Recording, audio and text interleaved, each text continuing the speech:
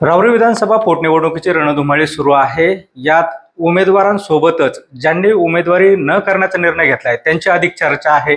आपल्यासोबत आहेत प्राजक्त तनपुरे.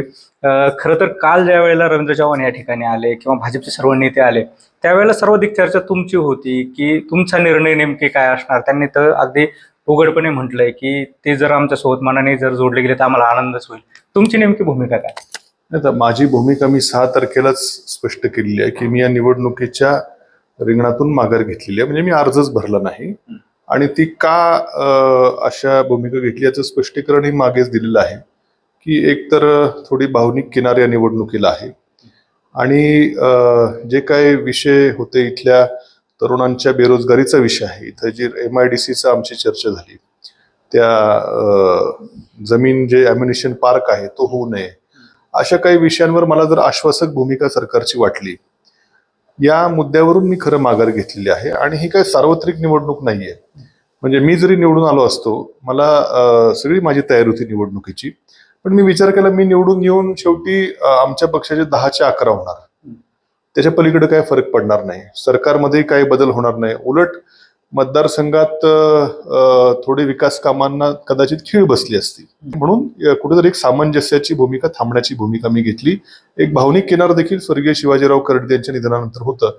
या सर्व बाबींचा विचार करून माझी भूमिका मी 6 तारखेलाच घेतलेली आहे. पण दुसरीकडे जर बघितलं काल अगदी राम शिंदे साहेबांनी देखील बोलताना म्हटलंय की त्यांनी अर्ज न भरता एक प्रकारे पाठिंबा दिला तर उघडपणे देखील पाठिंबा द्यावा अशी त्यांनी अपेक्षा व्यक्त केली. नाही, आता ह्या सर्व नेत्यांचा मनाचा मोठेपणा आहे की त्यांच्या सभेत माझं नाव घेतलं, त्यांचं मनाचा मोठेपणा आहे. पण मी आता माझी थांबण्याची भूमिका हाच मोठा खरा निर्णय आहे. आणि उघड भूमिकेबद्दल मी 20 तारखेला आमच्या कार्यकर्त्यांचा मेळावा घेणार आहे, त्यामध्ये सर्व भूमिका स्पष्ट मी करेल. दुसरीकडे जर बघितलं तर कार्यकर्त्यांमध्ये देखील अजून संभ्रम आहेत की आपण नेमकं प्रचारामध्ये कुठंच नाही आहात. नेमकी काय भूमिका कार्यकर्त्यांनी देखील घ्यायला पाहिजे, काय नेमकं? नाही, मतदान 23 तारखेला आहे. मी 20 तारखेला आमच्या कार्यकर्त्यांची एक बैठक घेऊन त्यामध्ये काय नेमकी भूमिका घ्यायला पाहिजे हे सविस्तर बोलेल. आता माझी सर्व कार्यकर्त्यांची निवडक सर्व गावातल्या प्रमुख लोकांची चर्चा देखील चालू आहे. 20 तारखेला माझी उघड भूमिका त्या ठिकाणी मी स्पष्ट करेन. दुसरीकडे जर बघितलं तर महाविकास आघाडीतील कोणी नेते किंवा मंडळी आपल्याला भेटलेत का किंवा त्यांच्याकडनं संपर्क झालाय का? कारण निलेश लंकेंनी देखील आता बोलताना सांगितलंय की आगे आगे देखील होत आहे का किंवा सीताफळ मिठा होत आहे. काही नेमकं काही चर्चा वगैरे झाली याच्याबरोबर? नाही, निश्चितपणे 2 मुद्दे आहेत. एक तर महाविकास आघाडीचे काल राष्ट्रवादी काँग्रेस पक्षाचे आमचे अंकुश अण्णा काकडे असतील, स्वतः उमेदवार देखील आहेत, खासदार निलेश लंकेंनी भेट घेतली. त्यांच्याकडनंही भेटीगाठी चालूच आहेत. आमचे शिवसेनेचे माझे मित्र आहेत रावसाहेब पाटील खेवरे, तेही आले होते भेटायला. शेवटी उमेदवार आहेत, ते त्यांचं भेटणं काम आहे. पण ही निवडणूक मी म्हटल्याप्रमाणे आता ही पोटनिवडणूक आहे आणि ठीक आहे, माझ्या पक्षाबद्दल मला शेवटी माझाच पक्ष आहे असल्यामुळे मला निश्चितपणे मलाही ओढा माझ्या पक्षाकडे असणार हे नैसर्गिक आहे.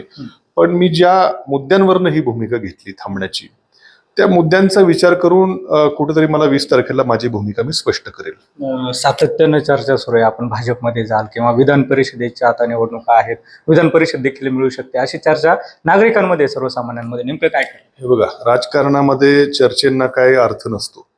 चर्चा खूप होत असतात. आता कोणी काय व्हॉट्सअप युनिव्हर्सिटी मधनं तर खूप काय काय आलं की लगेच लोक चर्चा करतात. चर्चेला काय अर्थ नसतो. त्या वेळचे ते विषय असतात. आज तर विधानसभेची निवडणूक आहे 23 तारखेला, तिथपर्यंतच भूमिका आहे. पुढचं जसं क्रिकेटमध्ये एक एक बॉल खेळतो, एक एक सेशन खेळला जातो टेस्ट क्रिकेटमध्ये, आज विधानसभेची निवडणूक आहे, त्याच्यावरतीच आमचा फोकस आहे. काय नेमकं करायचं याची चर्चा कार्यकर्त्यांबरोबर चालू आहे. 20 तारखेला ती भूमिका स्पष्ट अजून त्याच्यामध्ये होईल.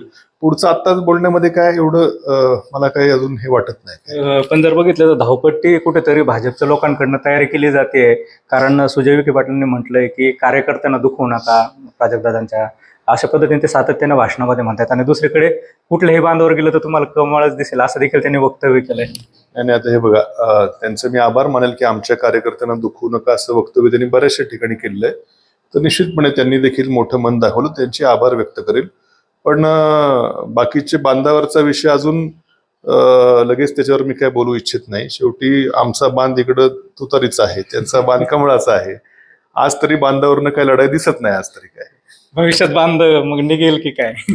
मी म्हटलं ना, भविष्यातलं भविष्यात, पण आज मी शरद पवार साहेबांचा कार्यकर्ता आहे. फक्त ही पोटनिवडणूक असल्या कारणाने इथं पक्षीय भूमिकेपेक्षा स्थानिक प्रश्नांवरती मला निर्णय घ्यावा लागेल असं दिसतंय. 20 तारखेला आपण कार्यकर्त्यांचा मेळावा घेणार आहात. योगायोगाने 20 तारखेला मुख्यमंत्री देखील इथे आहेत. काही मोठा निर्णय होईल? नाही, मला आयडिया नाही. ते मुख्यमंत्र्यांच्या दौऱ्याची मला खूपशी काही चर्चा मी ऐकतोय, पण मला अधिकृत असं काय सोर्सेसकडून काय कळालेलं नाहीये. त्यामुळे त्याच्यावर मी काय बोलू शकणार नाही काय. तर हे होते प्राजक्त तनपुरे, ज्यांनी 20 तारखेला मी कार्यकर्त्यांसोबत बोलेल आणि माझी भूमिका स्पष्ट करेल असं म्हटलंय. कॅमेरा पर्सन गिरीशसह सुनील भोंगळे, एबीपी माझा, राहुरी, अहिल्यानगर. एबीपी माझा, उघडा डोळे बघा नीट.